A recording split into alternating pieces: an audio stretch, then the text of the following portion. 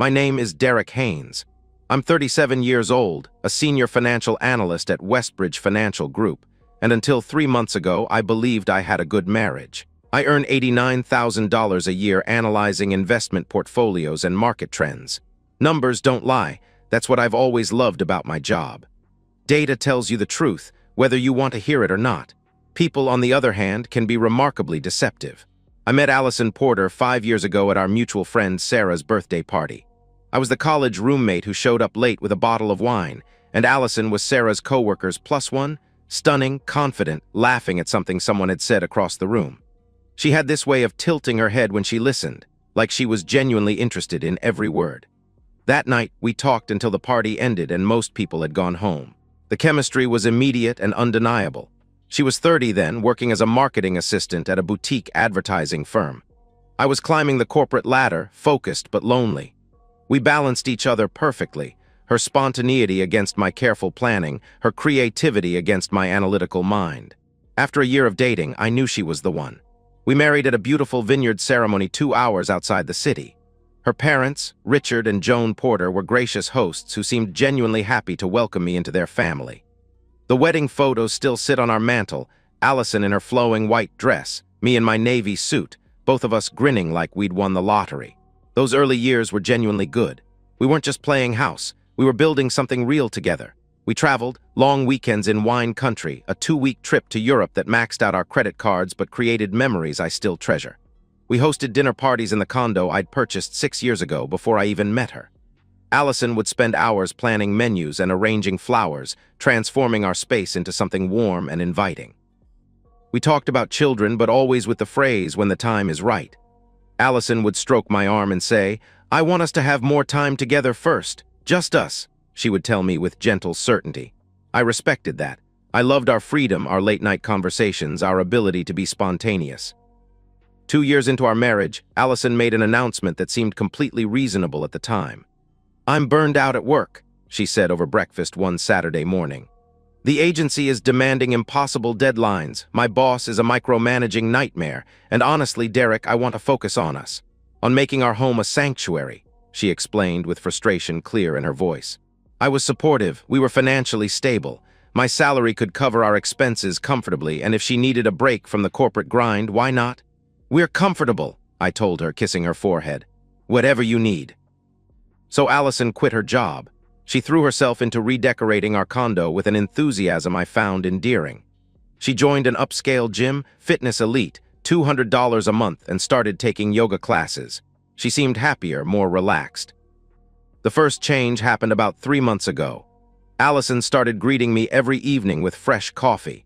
Not just any coffee, she'd invested in an expensive espresso machine and would have a perfect cup waiting when I walked through the door. "Thought you could use a pick-me-up after your long day," she'd say, handing me the steaming mug with a smile that seemed genuinely caring. It was a sweet gesture, thoughtful wife behavior, except something strange started happening.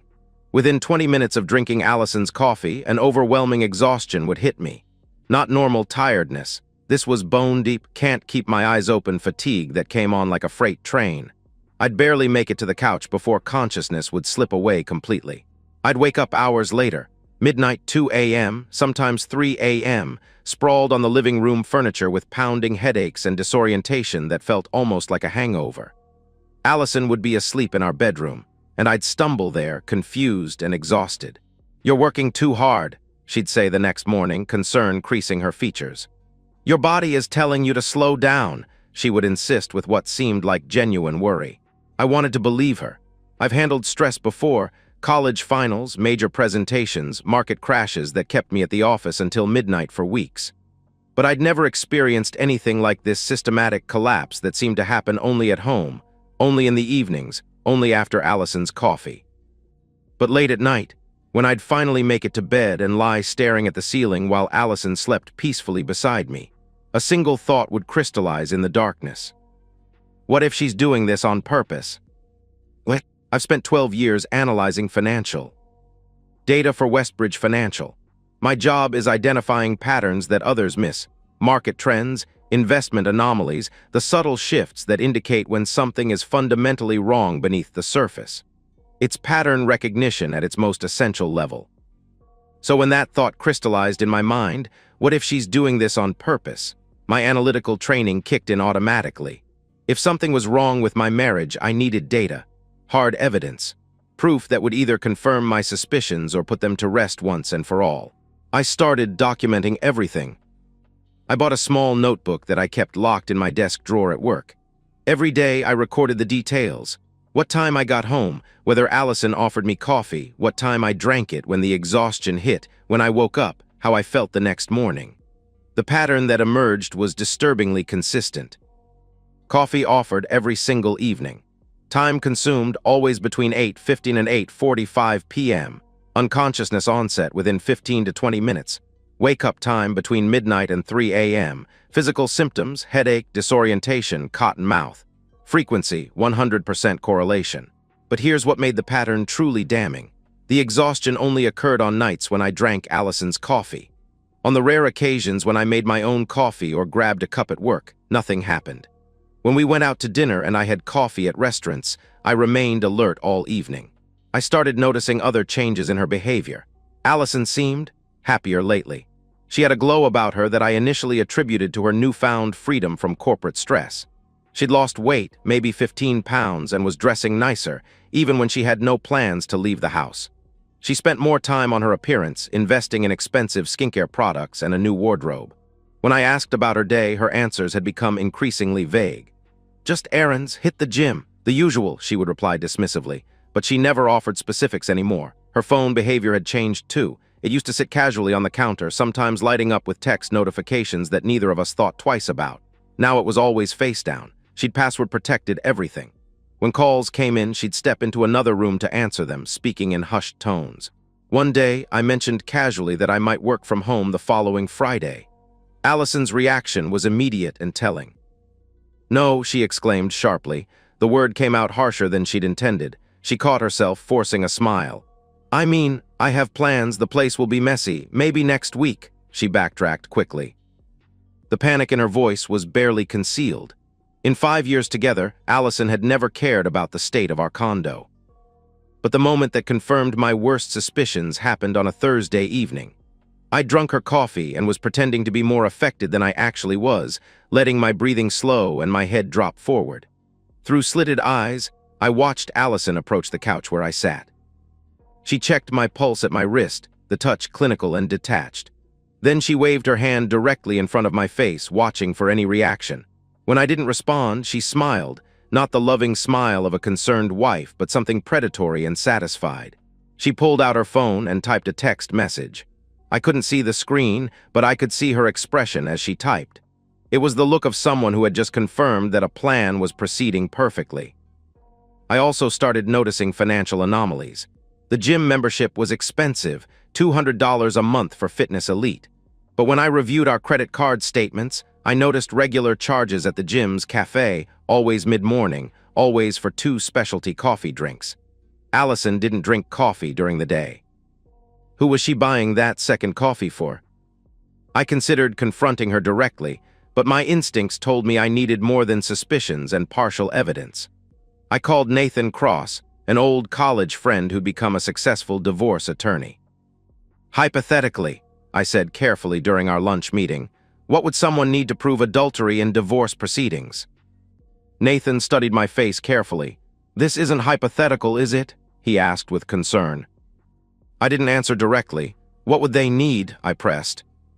"Documentation. Photos, videos, financial records, witness testimony. Something that proves the affair beyond any reasonable doubt," he explained seriously. He leaned forward. "Derek, if you're going through this, you need to be smart about it. Document everything, but don't do anything stupid," he warned firmly. The final piece of the puzzle clicked when I glimpsed her phone screen as she set it on the counter. A text preview showed just enough to confirm what I'd been dreading. "Kyle flexed biceps. Can't wait for tonight, he out yet." Standing in the electronics S. Toward the next day, holding a package of wireless security cameras, the cashier asked, "Home security." "Something like that," I replied. But in my mind, I was thinking, I'm about to find out what my wife really does when I'm unconscious. What? Saturday morning arrived gray and overcast, matching my mood perfectly. Allison announced over breakfast that she was going shopping and would be gone for several hours. "I need to hit 3 different stores," she said, checking her phone. "That new boutique downtown, then the home goods place for throw pillows, and I want to stop by the farmer's market before it closes. Probably won't be back until 4 or 5, she explained casually. I nodded, making appropriate husband noises about her having fun and not spending too much. Inside, I felt nothing but cold determination. She was giving me exactly the window I needed. The moment her car pulled out of our parking garage, I retrieved the package of wireless security cameras from my office closet. 4 cameras total, small, motion-activated, streaming to a cloud account that only I could access. I'd done my research. These particular models were designed to be virtually invisible unless someone was specifically looking for them. I installed the first camera in the living room, positioned behind a decorative plant where it had a clear view of the couch and front door. The second went in the kitchen, tucked between cookbooks on a shelf that overlooked both the coffee station and the breakfast bar. The third camera I mounted in the hallway, disguised as part of a picture frame arrangement that would capture anyone moving between the living areas and the bedroom. The fourth camera was the most important. I installed it in our bedroom, hidden inside a charging dock on the dresser that had a direct line of sight to the bed. I tested each camera meticulously, checking angles, adjusting positions, ensuring the Wi-Fi connections were stable. The feeds came through crystal clear on my phone. Every inch of our condo's main living areas was now under surveillance. By the time Allison returned at 5:30, I was sitting on the couch reading financial reports as if I'd been there all afternoon. She kissed my cheek, chatted about her successful shopping expedition, and began preparing dinner. Everything seemed perfectly normal. That evening, Allison appeared beside the couch at exactly 8:30 with a steaming cup of coffee. Her smile was bright and loving. "Long day?" she asked sweetly, settling beside me as I took the mug. "The usual," I replied casually, drinking deeply. The coffee was perfectly prepared, rich, smooth, with just the right amount of cream. It would have been a lovely gesture from a wife who actually cared about my well-being. I sat back, turning on the television, letting myself sink into the couch cushions. Within 20 minutes, the familiar heavy-limbed exhaustion began to overtake me. My vision blurred at the edges. My hands felt disconnected from my arms. My head grew impossibly heavy. I passed out completely. I woke at 2:30 a.m., sprawled across the couch with a pounding headache and the taste of cotton in my mouth. Allison was asleep in our bedroom, breathing deeply and peacefully. With shaking hands, though whether from residual drug effects or anticipation, I couldn't tell, I pulled out my phone and opened the security app. The footage was waiting for me. 8:47 p.m., Derek drinks coffee, settles on couch with TV remote. 8:52 p.m., Derek's movements become sluggish, head nodding. 9:03 p.m., Derek's head drops forward. No movement for 30 seconds. He's unconscious. I fast-forwarded slightly. 9:15 p.m., Allison approaches the couch. She reaches for Derek's wrist, checking his pulse with practiced efficiency. She waves her hand directly in front of his face, watching for any reaction. When there is none, she smiles, a satisfied, predatory expression I've never seen before. 9:20 p.m., Allison pulls out her phone and sends a text message. She types quickly, then sits back to wait. 9:35 p.m., the front door opens. A man walks in without knocking, clearly expected. He's tall, muscular, mid-30s with dark hair and the confident stride of someone who belongs in gyms and fitness magazines. I recognize him immediately. Kyle Brennan, Allison's personal trainer from Fitness Elite. 9:37 p.m., Kyle and Allison embrace in our living room, their kiss passionate and familiar. This isn't a new relationship. They move together with the comfort of established lovers. Kyle glances down at my unconscious form and says something that makes Allison laugh. Even without audio, I can see the contempt in his expression, the way he looks at me like I'm pathetic debris in their path. 9:42 p.m. They walk toward our bedroom, Kyle's hand on Allison's lower back in a gesture of casual ownership. 9:45 p.m. The bedroom door closes. I fast-forward through the next 2 hours, my hands trembling with a rage so pure it feels like ice in my veins. At 11:02 p.m., Kyle emerges from the bedroom, pulling on his clothes. Allison follows, wearing a silk robe I bought her for our anniversary. They kiss again at the front door, his hands tangling in her hair. 11:56 p.m., Kyle leaves. Allison watches him go, then locks the door behind him. 11:58 p.m., Allison climbs into our bed and goes to sleep, as peaceful as if she'd spent the evening reading. I watched the entire sequence 3 times. Each viewing intensifies my fury, but also my resolve. My wife had drugged me unconscious.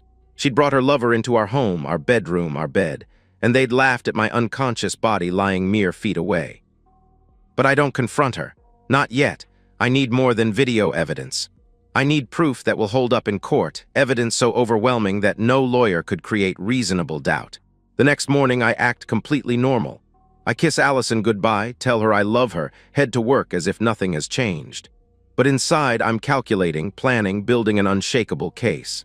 That evening, she brings me coffee again. This time, before the drug takes full effect, I manage to save half the mug's contents in a sealed container while Allison is in the shower. I document the chain of custody with photographs, date stamps, and detailed notes about the collection process. 3 days later, I send the sample to Mitchell Forensics, a private lab that Nathan had recommended for divorce cases requiring toxicology evidence. The results arrive via encrypted email. Zolpidem, Ambien, 20 mg concentration, enough to render an average adult unconscious for 4 to 6 hours. The report notes that this dosage level indicates intentional administration rather than accidental contamination. Intentional criminal. I call Nathan immediately. I need to see you, emergency, I tell him urgently. In Nathan's downtown office, I present everything. The security footage on my phone, the forensic report, the financial records showing Allison's gym expenses, and the mysterious double coffee purchases. Nathan's expression grows progressively harder as he reviews each piece of evidence. Jesus Christ, Derek, he says, leaning back in his chair, processing what he's seen. This isn't just adultery, this is assault, possibly attempted poisoning. With this evidence, the district attorney could press criminal charges that would stick, he explains gravely.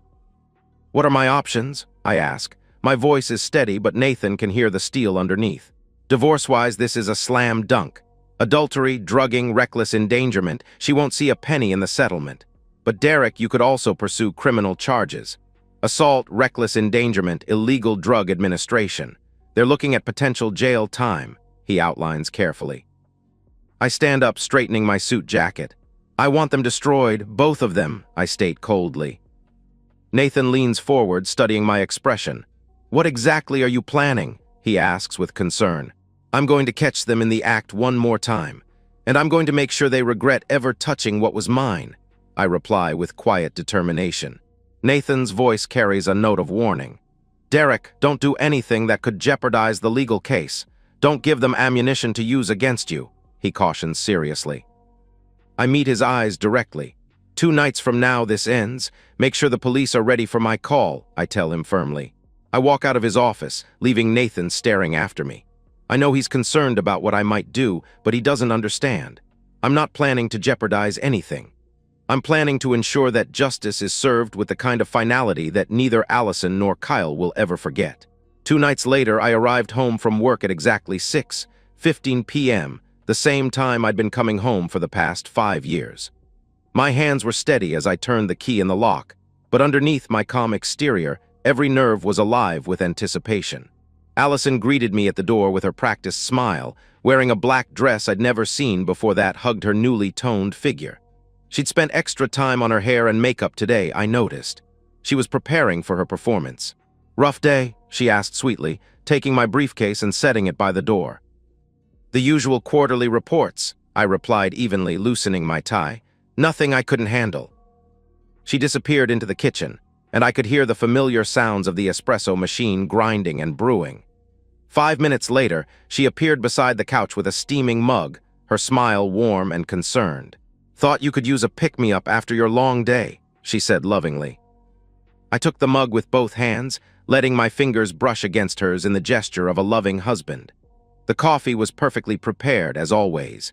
Steam rose from the surface, carrying the rich aroma that had once been comforting and was now associated with violation and betrayal.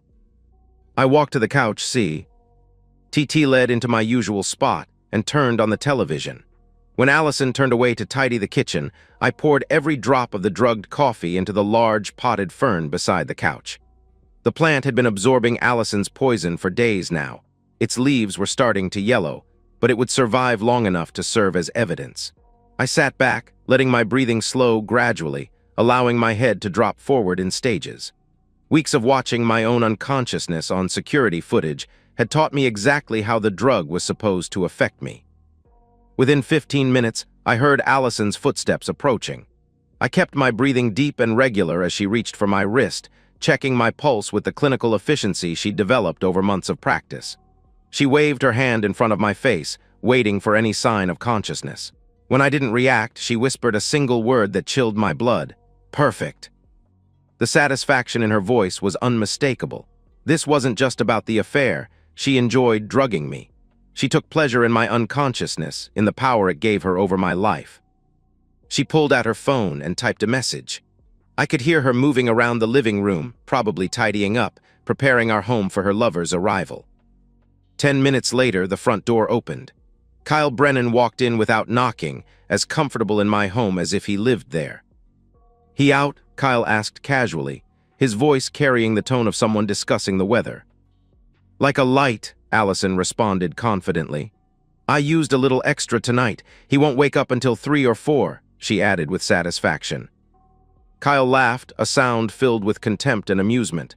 "Man, you weren't kidding about this guy being pathetic. Look at him just sitting there," he said mockingly. "Tell me about it. Sometimes I wonder what I ever saw in him. He's so predictable, so boring," she replied with cruel dismissal. They were discussing me like I was a piece of furniture. The disrespect, the casual cruelty, the complete absence of any recognition that I was a human being who had loved and trusted them both. It crystallized every ounce of rage I'd been building for weeks into something cold and focused. "Come on," Allison said seductively, her voice dropping to the sultry tone she used to use with me.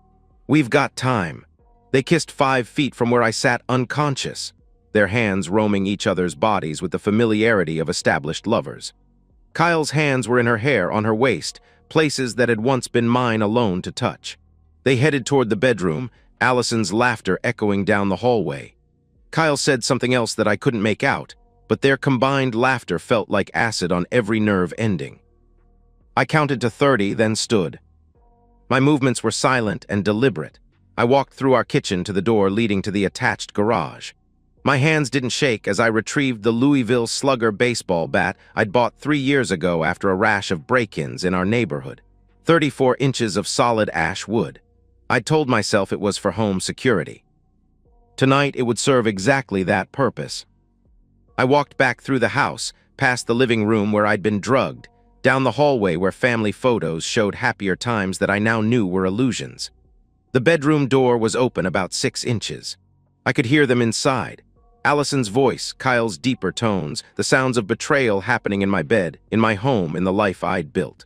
I pushed the door wide open. They were on the bed, Kyle on top of Allison, both naked, both completely absorbed in their betrayal. The sheets were the ones I'd bought for our anniversary.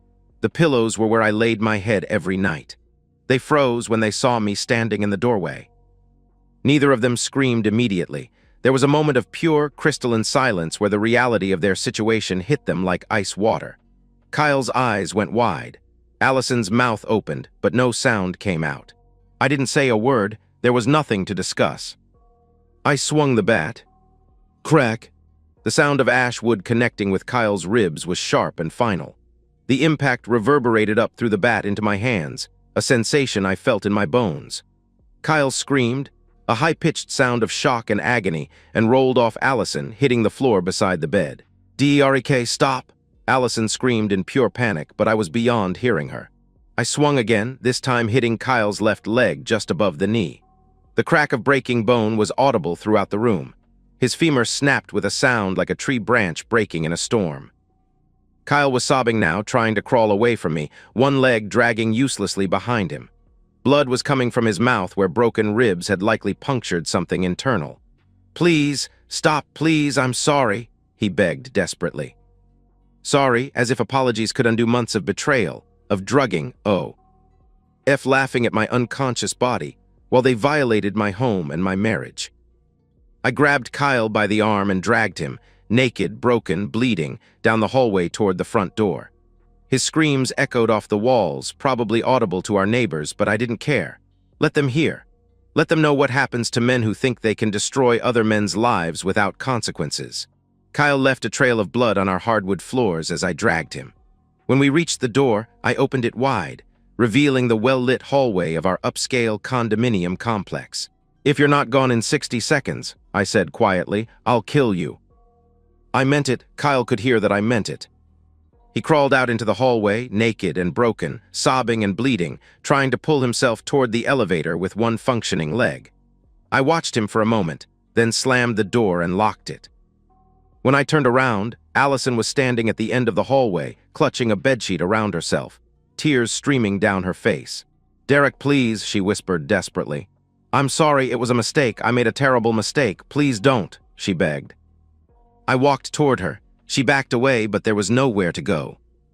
"Derek, I love you. I've always loved you. This thing with Kyle, it didn't mean anything. It was just... I was confused. I was lonely," she pleaded frantically.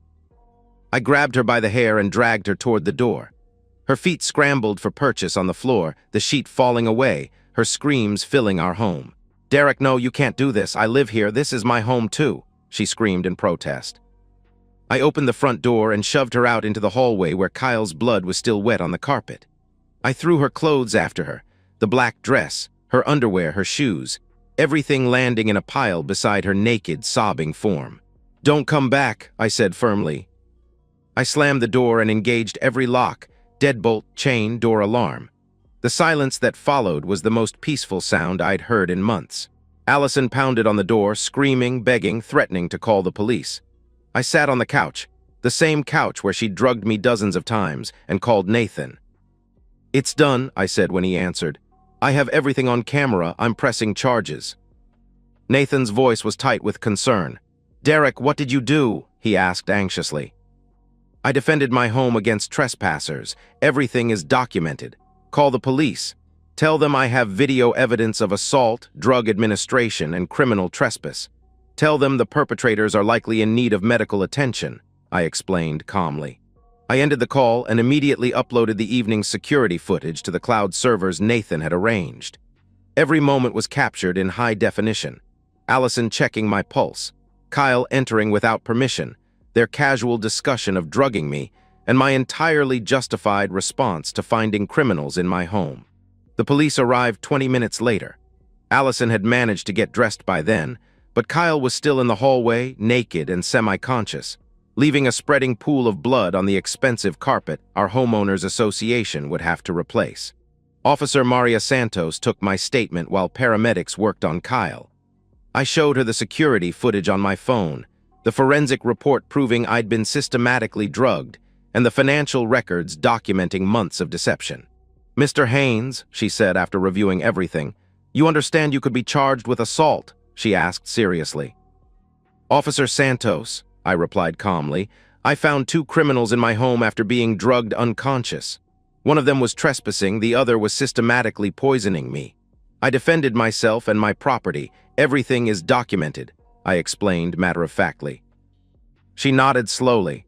"We'll need you to come to the station for a full statement," she informed me.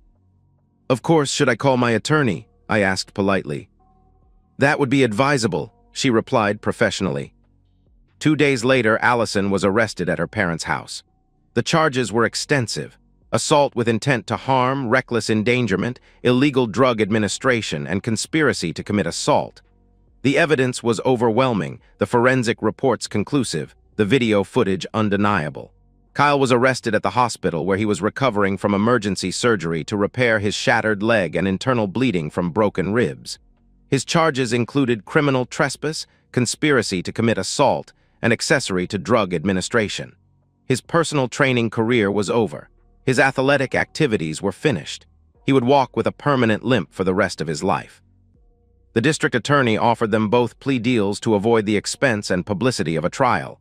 Allison accepted 3 years in state prison. Kyle took 18 months, though his medical expenses would bankrupt H. I M long before his sentence was complete. I filed for divorce immediately. With Allison's criminal conviction and documented adultery, the proceedings were straightforward. I kept everything: the condo, our savings, all marital assets. Allison was left with nothing but a prison sentence and a criminal record that would follow her forever. Richard and Joan Porter called me the week after Allison's sentencing. "Derek," Joan's voice was broken, aged by shame, "we're so sorry. We had no idea what she was capable of. We've cut her off completely. She's not welcome in our home," she said with deep regret. I appreciated the gesture but felt nothing toward them. They were collateral damage in their daughter's destruction, but they weren't my concern anymore. As I watched Allison being led away in handcuffs, she looked back at me one last time. There was no apology in her eyes, just shock that she got caught. I felt nothing but satisfaction. 2 months after Allison's conviction, I sold the condo. Too many bad memories lived in those walls: the couch where I'd been drugged, the bedroom where I'd been betrayed.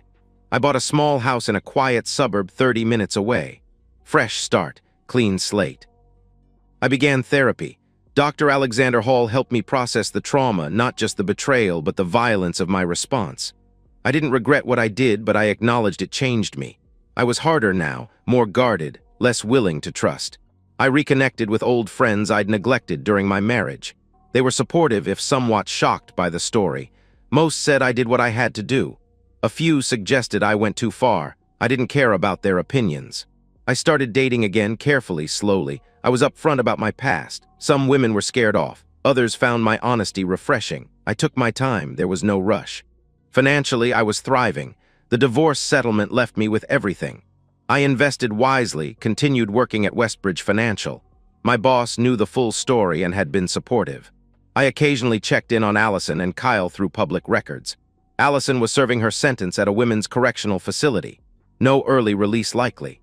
Kyle tried suing me for the injuries, but dropped the case when my attorney reminded him that he was trespassing and committing a crime at the time. Kyle now worked at a supplement store, his training career destroyed by both his injuries and his criminal record. I felt no guilt, no remorse. They drugged me, violated my home, laughed at my unconscious body. They earned every consequence they received. In my final reflection, I address you directly. I'm 39, divorced, and free. Some people say I went too far, that I should have just called the police. But those people weren't drugged. They weren't betrayed in their own bed. They don't get to judge. My advice is simple. If someone betrays you, document everything. Protect yourself legally, and make sure they face consequences. Justice isn't always gentle. Sometimes it's delivered with a steel baseball bat, but it's necessary. I'm at peace now, building a new life on my own terms. The foundation is solid this time because it's built on truth, not lies. Trust is the foundation of marriage, but when that trust is poisoned, sometimes you need to burn everything down and start over. I did, and I've never looked back.